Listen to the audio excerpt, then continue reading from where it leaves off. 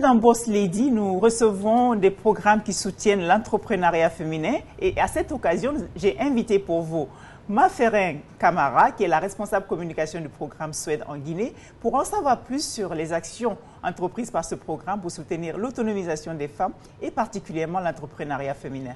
Bonjour Maferin. Bonjour Khadija, bonjour à nos téléspectateurs. Avant de commencer, j'aimerais connaître d'abord Maferin. En une phrase, comment vous allez vous définir? Maferin en une phrase.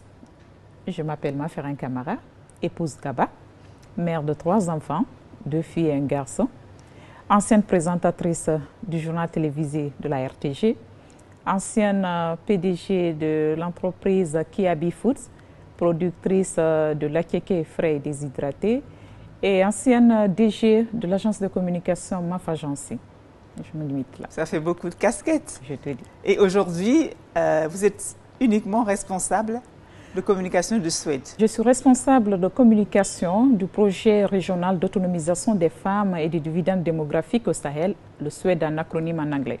D'accord. Et parlez-nous un peu de ce programme. Quels sont vos objectifs? Quelles sont les actions que vous voulez mener pour justement soutenir cet entrepreneuriat féminin, l'autonomisation des femmes en général, mais particulièrement sur l'entrepreneuriat féminin? Merci pour la question et merci de nous avoir reçus sur ce plateau, Khadija. Ce que je peux dire du Suède, c'est que c'est un programme qui est très vaste. Le projet, comme son nom l'indique, c'est un projet régional. Ça veut dire que nous intervenons dans 16 pays aujourd'hui. À l'initial, c'était 7 pays et aujourd'hui, nous sommes à 16 pays. Et c'est un projet entièrement financé par la Banque mondiale. Donc, le Suède en Guinée, nous intervenons dans 3 régions, Kankan, Farana et Labé. Et nous sommes là pour accompagner les filles et les femmes pour leur autonomisation. Donc, c'est plusieurs volets et c'est un projet multisectoriel à plusieurs dimensions. Et comment vous collaborez avec les autorités dans votre intervention? Nous travaillons avec 5 ministères. Nous sommes sous la tutelle du ministère du Plan de la coopération internationale. Nous avons le ministère de la promotion féminine de l'enfance et des personnes vulnérables. Nous travaillons avec le ministère de l'enseignement préuniversitaire et de l'alphabétisation, aussi avec le ministère de la Santé et le ministère de la Jeunesse. D'accord. Maferin, qui dit autonomisation de la femme, dit aussi indépendance financière. Donc moi, je voudrais mettre l'accent sur le côté entrepreneuriat. Qu'est-ce que vous faites concrètement dans ce secteur pour soutenir les femmes? Il faut dire qu'il y a un projet, il y a un programme très vaste par rapport à l'entrepreneuriat féminin. Comme on le sait déjà, le nom du projet, c'est l'autonomisation des femmes. Donc, nous intervenons auprès de ces femmes pour leur autonomisation. En faisant quoi? Par exemple, en s'investissant dans leur formation. Au préalable, c'est d'abord la formation. Nous les formons sur l'entrepreneuriat, sur le fonctionnement, comment trouver des crédits, comment gérer son entreprise, mais aussi sur les équipements. Il y a des femmes, pour réduire la pénibilité, on investit beaucoup sur leurs équipements parce que nous achetons des plateformes pour ces femmes-là. Nous achetons beaucoup de matériel, d'équipement, même dans les KF, les centres d'autonomisation féminin et d'entrepreneuriat, que nous équipons en machines à coudre et autres matériels. Par exemple, les femmes qui sont dans ces zones rurales, parce que nous intervenons beaucoup dans les zones rurales. Nous avons 153 communes rurales et urbaines, plus de 7000 villages que le projet doit toucher. 7000 villages? Plus de 7000 villages que le projet doit toucher. Donc, pour toucher ces femmes-là, nous aidons à faciliter leur travail. Et pour faciliter leurs activités, pour faciliter le travail qu'elles font, donc il faut mettre les machines à leur disposition. Quand on donne par exemple 153 plateformes multifonctionnelles. Donc les plateformes, ce sont des machines qui font des pileuses par exemple, des décortiqueuses, les femmes qui sont dans l'arachide. Donc nous les aidons de cette manière. Mais quand vous dites que vous les aidez, est-ce que c'est des dons, c'est des prêts? Comment elles vont acquérir ce matériel? C'est des dons gratuitement que vous les donnez? Ce sont des dons, oui. D'accord. Et le ministère est là pour les accompagner. Pour l'utilisation de ce matériel. Pour qu'elles puissent changer, pour que leur chiffre d'affaires puisse changer et que les autres filles aussi, parce que nous intervenons dans le milieu scolaire, comment accompagner les filles à réussir à l'école et puis à aller jusqu'à un certain niveau pour ne pas abandonner les études. Et vous, en tant que responsable de communication dans ce programme, selon vous, quel est l'impact aujourd'hui de la communication pour soutenir justement cet entrepreneuriat? Au fait, quand on parle de la communication, nous savons que ça a plusieurs dimensions, ça a plusieurs volets. Mais à Suède, la communication est à 80% destinée pour le changement social et comportemental. Parce que si nous voulons aider ces femmes à ce qu'elles soient indépendantes, à ce qu'elles soient autonomes, il faut que les manières changent, il faut que le comportement change. Donc à Suède, dans tous les pays suédois, nous avons un volet très important qui porte sur le changement social et comportemental. Et pour y arriver, on a une stratégie de communication qu'on a pu mettre en place. Et cette stratégie aussi repose sur plusieurs volets. Nous avons des acteurs du terrain qui nous aident. Nous avons aussi d'autres canaux, des canaux traditionnels comme les médias, la télé, la radio, et puis les nouveaux médias, les réseaux sociaux et tout. Donc, mais en ce qui concerne le changement social et comportemental, cette communication, nous avons eu à sceller des partenariats avec des acteurs de terrain. Là, je vais parler des leaders religieux, des communicateurs traditionnels, et il y a aussi des femmes modèles. Et ces femmes modèles, nous avons pensé à prendre des femmes qui ont de l'influence, qui ont de l'impact, qui ont un parcours atypique, qui ont vraiment laissé un bon parcours, qui ont déjà un bon parcours. Donc, oui, pour expliquer, pour nous aider dans la sensibilisation, parce que quand tu parles à quelqu'un, il faut que la personne ait confiance en toi, qu'elle sache que tu peux, il faut qu'on se rassure que la personne peut changer la vie à celle ou à celui à qui il parle. Donc nous avons pensé à prendre par exemple Hadia Sarandarabakaba, Hadia Ishaba, l'ancienne ministre, Hadia Aminatou Bari. On a aussi des femmes entrepreneurs comme Hadia Mariam Sissé, qui évolue dans la pâte d'arachide. On a aussi au milieu rural Hawa Keita, qui est présidente des femmes de plusieurs associations à Farana. Nous avons aussi Kadette Konaté du Club des jeunes filles leaders. Donc on ne pense pas seulement aux gens de troisième âge, mais toutes les générations se retrouvent dedans pour nous aider dans cette communication pour le changement social et comportemental. Et surtout les leaders religieux. Vous savez, dans nos sociétés, surtout en milieu rural, ils sont très écoutés.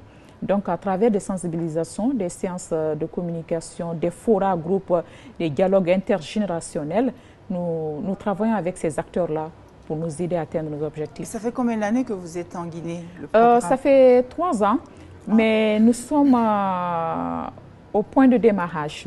D'accord. Nous avons commencé les interventions, mais vous savez, le Suède a aussi un système de faire-faire.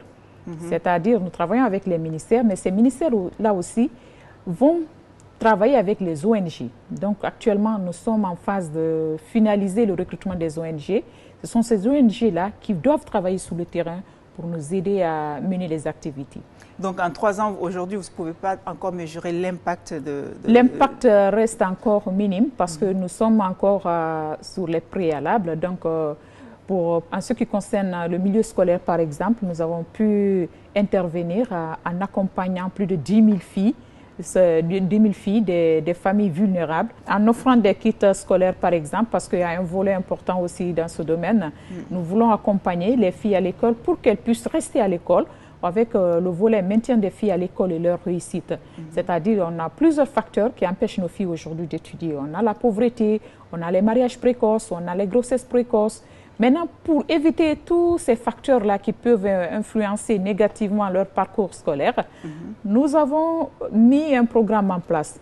Nous soutenons l'éducation, la formation de ces filles-là. Qui est importante. Oui, même celles qui sont par exemple loin de leurs écoles, à 3 km, nous trouvons des moyens de déplacement, des vélos. Donc il y a l'appui alimentaire que nous allons donner à ces filles, il y a des primes que nous allons donner à ces filles, il y a des tables bancs, donc des kits scolaires, elles ont déjà reçu des kits scolaires.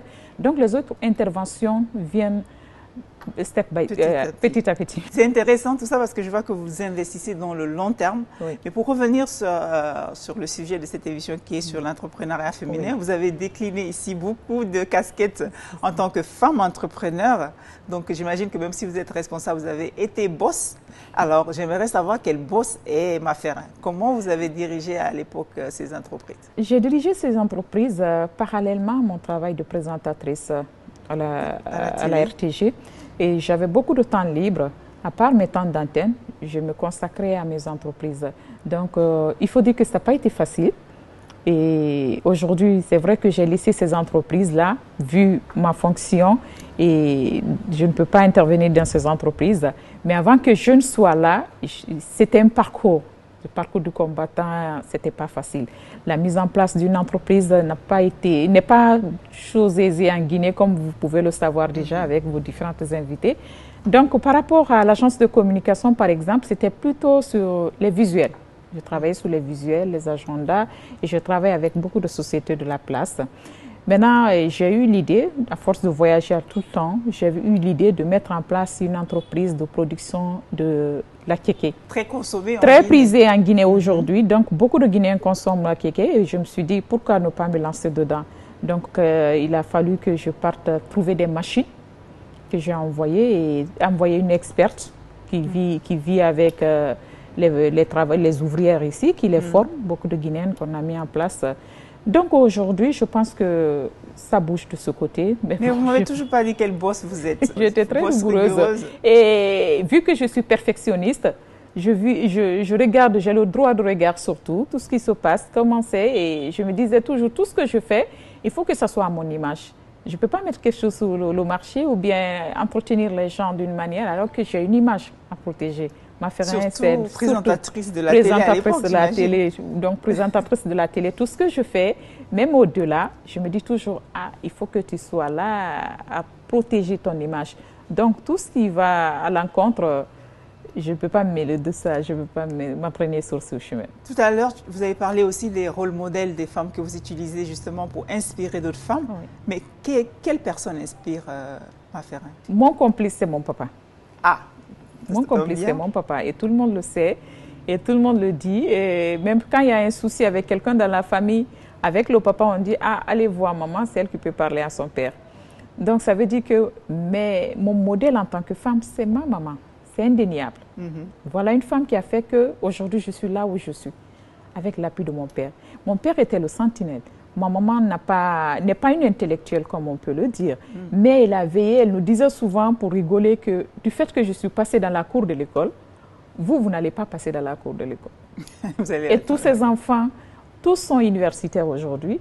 Et elle, quand elle partait, elle ne sait pas c'est quoi la moyenne, elle ne sait pas c'est quoi. L'essentiel que tu ne dépasses pas, que 5 personnes ne te dépassent pas en classe. Ah, c'est une bonne mesure. On avait l'obligation d'être parmi les 5 premiers. Tu ne l'es pas.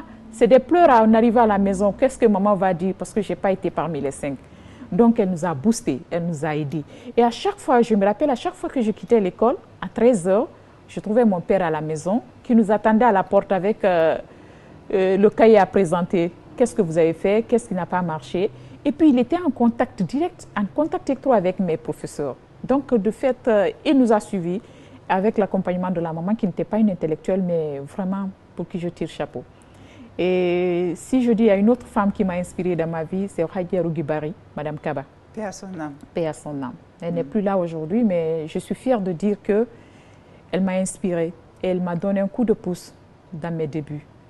Quand je commençais la carrière de journalisme, c'est elle qui m'a beaucoup aidée.